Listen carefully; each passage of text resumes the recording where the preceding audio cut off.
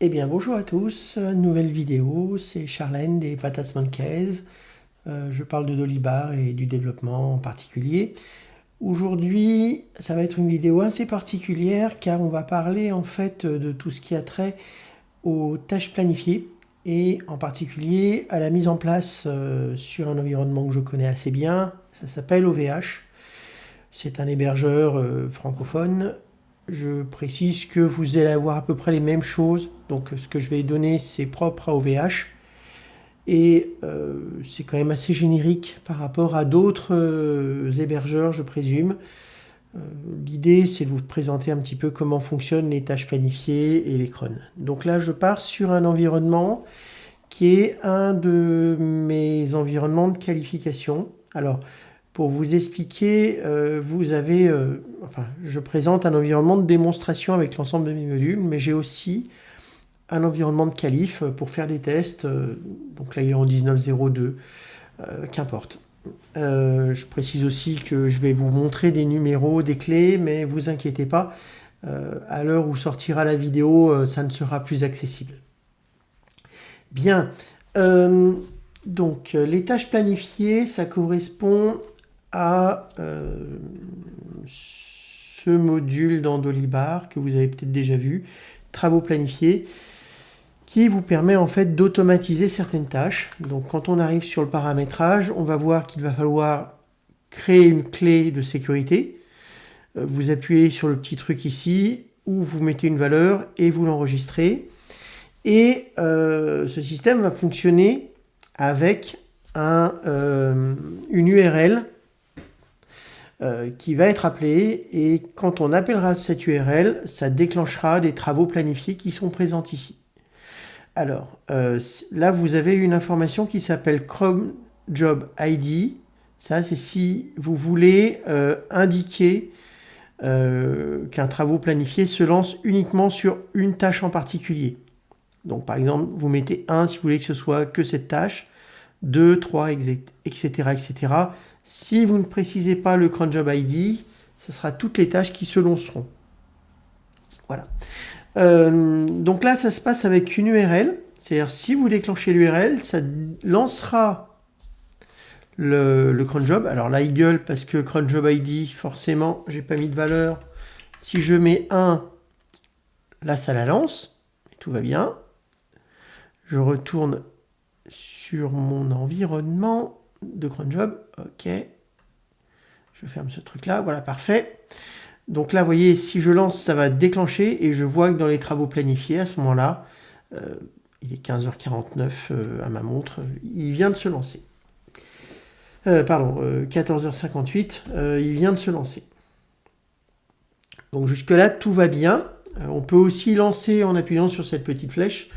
C'est pas forcément le sujet de la question. Le sujet, ça va être d'automatiser ça. Alors, une manière d'automatiser ça, ça va être d'écrire un petit programme Python chez soi qui appelle cette URL de manière régulière. Et ça fonctionne très très bien. Mais on peut utiliser OVH pour accéder à des... comment ça s'appelle à une automatisation. C'est-à-dire, OVH vous permet de mettre en place des automatismes.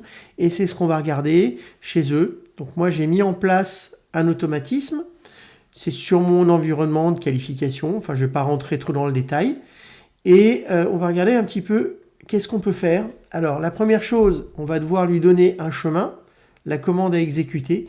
Je vais y revenir un petit peu après parce qu'on ne peut pas mettre précisément cette commande et je vais vous expliquer pourquoi.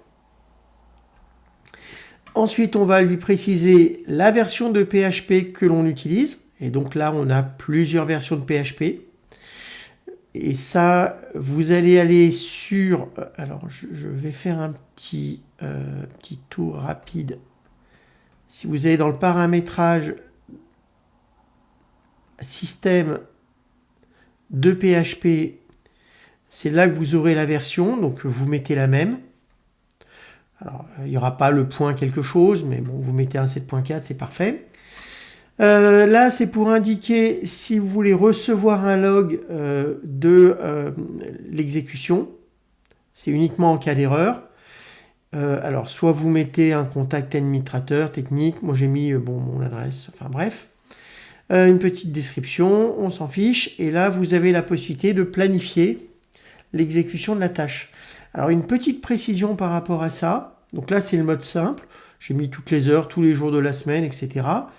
On peut mettre quelque chose d'un petit peu plus avancé avec les systèmes de cron natifs à Linux, mais vous remarquerez qu'on ne peut pas lancer une tâche liée aux minutes. C'est au minimum une fois toutes les heures, enfin toutes les heures, mais on ne peut pas descendre à la minute.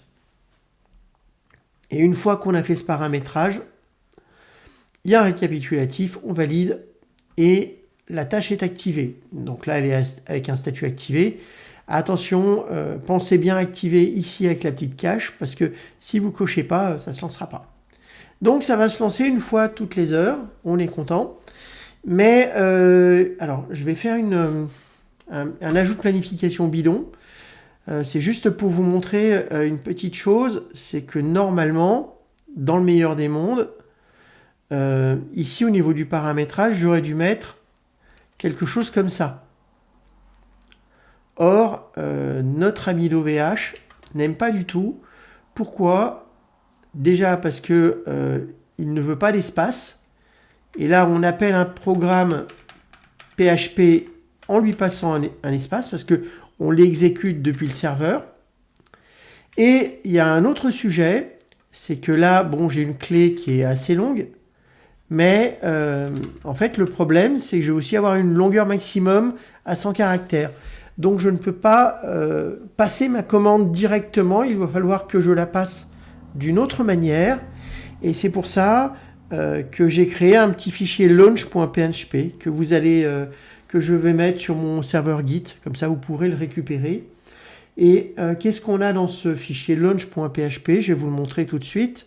On va avoir l'URL telle qu'elle est passée ici, avec la clé, le login et l'ID du cron. Dans mon cas, je lui dis de lancer le premier programme.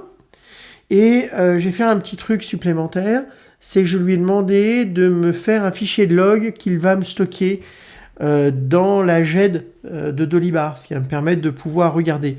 Alors je ne suis pas allé très très loin, mais on pourrait mettre un système avec un truc qui cron job toutes les heures par exemple. Ça pourrait fonctionner, c'est pas ce que j'ai fait, mais on pourrait le faire comme ça aussi.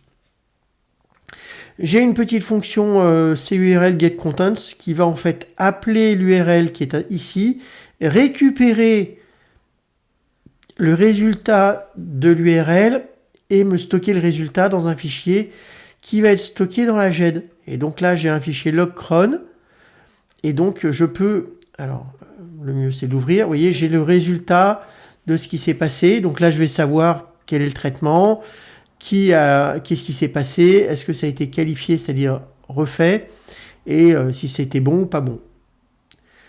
C'est une manière d'avoir une trace accessible directement de Dolibar de ce qui se passe au niveau de ces logs, sinon on n'a pas plus d'infos que ça. Alors, une fois qu'on a planifié, on a quand même quelques infos au niveau d'OVH. Ça se passe alors je ne sais jamais si c'est les logs du site web, oui c'est là.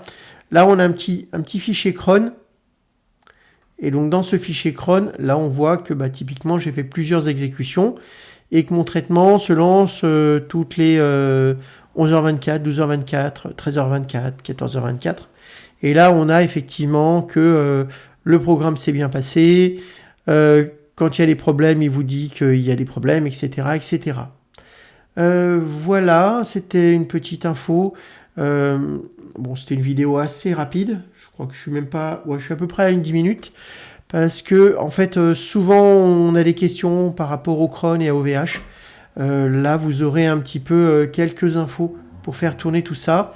Bon, voilà, n'oubliez pas de vous abonner à la chaîne. Je viens de passer les 200 abonnés, je suis très contente.